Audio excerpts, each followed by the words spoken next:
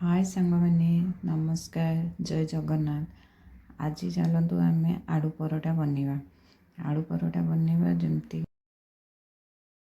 आलू गुड़ा सीझापी देकी प्याज गोटे काटिदेली भुसुंगा पत्र टे काटिली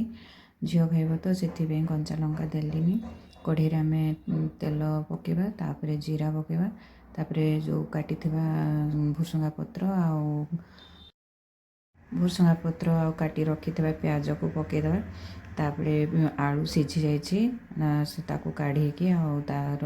चपा छड़ी देकी ताकू टिके ये करदे गरम अच्छी तो से हाथ में करहबनी से स्पून साहय ये करवा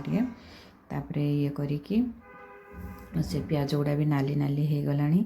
से प्याज रे हलदी गुंड लंका गुंड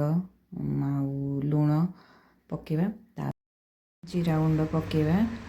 तापर सब मिसई देकी आलू जो आम ये करके रखीचु से गुड़ा को देदेबा तापर ताकू टिके समय कषिदेबा आलूर जो पानी अंश टिके थाए सेटा को भी सुखेदेबा सुखेकी तापर बाहर करदेबा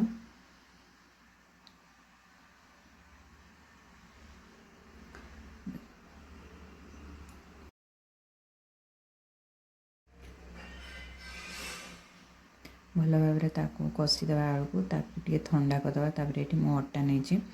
अटा को दलीदेबा अटा से चकुटिकी रखीदेबा तापर गल गल गल करके ये बेलिबा पूर देकी तापर पुणी आउे बेलिबा आगे बेलिबानी पूर दे सारापर आगे बेलिबानी आगे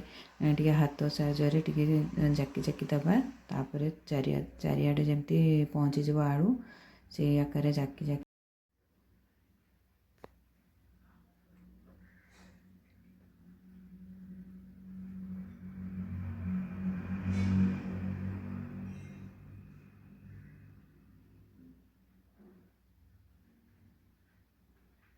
एपरिका जाकी जाकी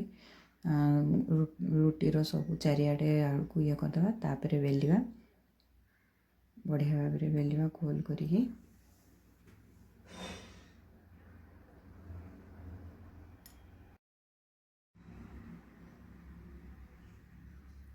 तापर तावा गरम करके ताकू सेकिबा रुटी को सेकिबा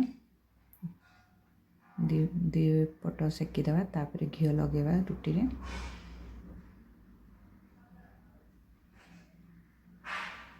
दीपटे बढ़िया भाव में सेकी सारापर घी लगे सारापर काढ़ीदेबा ताको पूरा फुलिकी गोल गोल हो बाहर रुटी चलतु तापर देखा देखु केते सुंदर आलू चारिआडे लगी रुटी दही सहित बहुत बढ़िया लगे और रोचे।